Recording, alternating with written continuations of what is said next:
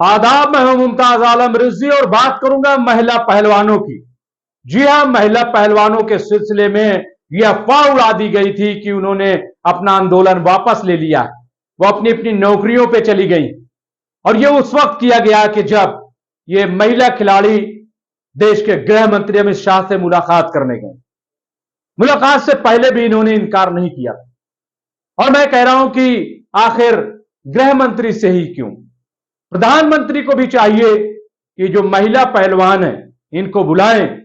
ये राष्ट्र का गौरव है, ये राष्ट्र का सम्मान है, ये हमारी बहनें हैं, ये आपकी बेटियां हैं। इनको सम्मान मिलना चाहिए, लेकिन इनको सम्मान नहीं मिल रहा है। आईटी सेल अफवाहें फैला रहा, तरह तरह की अफवाहें। एक अफवाह वो फैला दी गई थी कि जब पुलिस इनको हिरासत में लेकर घसीट कर लेके जा रही थी तो एक तस्वीर ऐसी चलाई गई कि गोया ये बस में बैठी हंस रही हैं, इनको कोई समस्या नहीं है। ये आईटी सेल कर रहा है। लेकिन अब जहां एक तरफ ब्रिजभूषण पर शिकंजा कसता जा रहा है, वहीं दूसरी तरफ भाजपा और मोदी सरकार को भी समझ में आ रहा है कि वो जिस रास्ते पर जा रहे हैं उससे उनको नुकसान होने वाला है। भाजपा को अगर यह लग जाए कि हमारा वोट बैंक चला जाएगा तो फिर वो कुछ भी कर लेगी। लेकिन अगर यह पता चल जाए कि इससे कुछ वोट बैंक पे फर्क नहीं पड़ेगा तो कुछ नहीं कर। मिसाल तौर पर उसको लगता है कि मुसलमान तो हमें वोट देगा नहीं, हालांकि कोशिश बहुत है। बार बार जो उनका अकलीती सेल है, जो मुस्लिम मोर्चा है, माइनॉरिटी मोर्चा, वो बार बार कहता है कि मुसलमान हमसे जुड़ रहे हैं, मुसलमान हमसे जुड़ रहे हैं। अभी उत्तर प्रदेश में कहा कि 900 मदरसों में हम योग कराएंगे और ये योग जो है वो मुसलमानों को और भाजपा को साथ में खड़ा कर देगा। ये योग जो है 2024 के लिए प्रयोग है। क्या इसमें सदाकत है? क्या इसमें सच्चाई है? क्या मदरसों में योगा करा के आप ये समझते हैं कि इससे मुसलमान खुश हो जाएगा और मुसलमान भाजपा की तरफ आ जाएगा, भाजपा को वोट डाल देगा? क्या यह सच्चाई है? लेकिन चूंकि बीजेपी को पता है कि उसका निशाना जो है वो 17-18% मुसलमान नहीं है, बल्कि उसका निशाना है जो अक्सरियत में है, हमारे हिंदू भाई जो हैं। और खुद हमारे देश के गृह मंत्री अमित शाह ने कई बार यह कहा कि हमारा टारगेट है कि हम 51% वोट हासिल कर लें, जो अक्सरियती तबका है। बाकी में ये लोग लड़ते रहे और लोकतंत्र जो है वो चलता रहे, इसी की कोशिश में। तो अब इनको डर पैदा हो गया और हमने देखा कि कर्नाटक में, कोई माने या न माने, लेकिन मैं बता रहा हूं, मैं कई स्टोरियां इस पर कर चुका हूं। मैंने भाजपा की आंख खोलने की कोशिश की कि कर्नाटक में जो आपकी हार हुई है उसमें इन महिला पहलवानों की जो दर्द भरी तस्वीर है वो भी पहुंची। आंसुओं की जबान नहीं हुआ करती, आंसुओं की आवाज नहीं होती है। आंसू आंख से निकलते हैं और सामने वाले के दिल में उतर जाते हैं। जब रोती बिलबिलाती हुई महिला पहलवानों की तस्वीरें कर्नाटक में महिलाओं के बीच में गई होंगी तो भले ही वो इन महिलाओं की हिंदी न समझ पाती हो, लेकिन महिलाओं पहलवानों के आंखों से निकले हुए आंसू को जरूर वो समझ गई होंगी। और इतना बड़ा भाजपा को नुकसान हो गया, वरना इतनी बड़ी हार मुझे नहीं लग रहा है कि कर्नाटक में होती। अब भाजपा को यह लगने लगा कि हमारी दिशा जो है वो गलत, जो हम फैसले ले रहे हैं वो गलत ले रहे हैं। जो ब्रिजभूषण, जिस पर इल्जाम है कि उसने महिला पहलवानों के साथ गलत किया है, यौन शोषण किया है, उसका कवच बनना भाजपा के लिए महंगा पड़ जाएगा। और इसीलिए अब ब्रिजभूषण के घर में पुलिस पहुंची है और 12 लोगों का बयान भी दर्ज कर लिया है। ब्रिजभूषण की मुश्किलें बढ़ने वाली हैं और इतने दिनों के बाद अमित शाह ने बुलाया। ये क्यों? मुझे नहीं लग रहा है कि कोई बहुत बड़ी हमदर्दी पैदा हो गई। नहीं, भाजपा को यह एहसास हो गया कि जो देश में महिलाएं हैं, जो देख रही होंगे सोशल मीडिया के जरिए, जो देख रही होंगी चैनलों के जरिए, वो क्या सोच रही होंगी भाजपा को लेकर के, वो क्या सोच रही होंगी मोदी जी को लेकर के, और वो क्या सोच रही होंगी बेटी पढ़ाओ और बेटी बचाओ के नारे को लेकर। मैं फिर याद दिला दूं, मुझे याद है मोदी जी ने लाल किले से 15 अगस्त को भावुक हो गए थे, लोगों से अपील की थी कि महिलाओं के सम्मान के लिए आप सब आइए।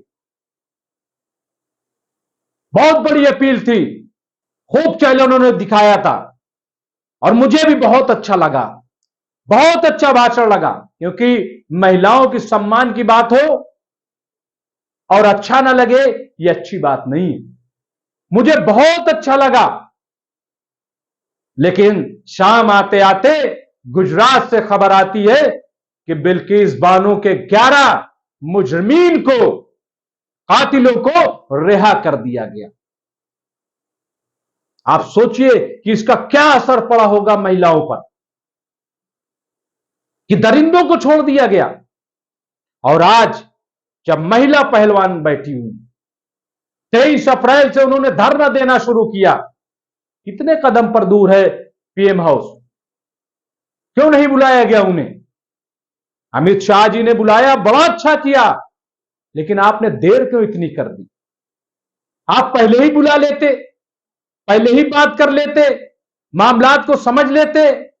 इतना रुलाने की क्या जरूरत थी? महिला पहलवानों की इतना सताने की क्या जरूरत थी? और मामला, माफ कीजिएगा, यह राष्ट्रीय स्तर का नहीं रह गया है, यह अंतरराष्ट्रीय स्तर का हो गया है। पूरे देश की बदनामी हो रही है। वो महिला पहलवान जो दुनिया में जीतकर पदक लेकर के आई, उनको आप सड़कों पर हराना चाहते हैं, उनको आप सड़कों पर रुलाना चाहते हैं, उनको आप पुलिस वालों से घसीटवा रहे हैं। और क्या समझ रहे हैं कि लोग इस बात को समझ नहीं रहे?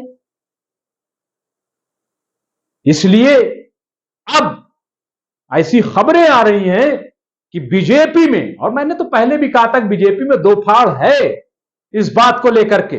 मैंने महाराष्ट्र की एक महिला सांसद का भी एक कोट आपको दिया था, उसने भी बड़ी हिम्मत की। हालांकि वो संसद है, लेकिन जो मंत्रालय पाई हुई महिलाएं हैं वो चुप है। स्मृति ईरानी हो या मीनाक्षी लेखी हो या और कोई, निर्मला सीतारमण हो, ये सब खामोश है, इनकी जबान नहीं खुल रही है। और जब इनसे सवाल किया जाता है तो ये कहते हैं क्षेत्र में। मीनाक्षी जी तो वो भी नहीं कह सकती, मीनाक्षी जी इसलिए भागने लगी, दौड़ने लगी सड़कों पर।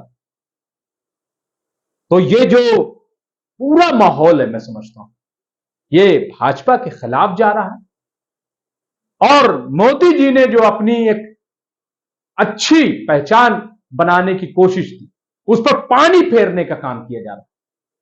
और मुझे लग रहा है कि भाजपा के अंदर ही मोदी जी के खिलाफ कोई बड़ी साजिश हो रही है, वरना उनको इस तरीके से कमजोर करने की कोशिश न की जाती।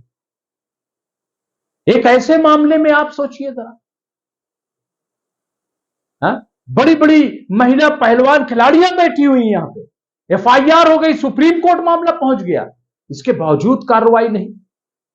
ये कौन लोग हैं जो पीएम मोदी को बदनाम करना चाहते हैं, उनकी साख जो है उसको कमजोर करना चाहते हैं? मुझे तो लग रहा है कि भाजपा में ही कोई बहुत बड़ा खेल चल रहा है, ये देखने वाली बात होगी।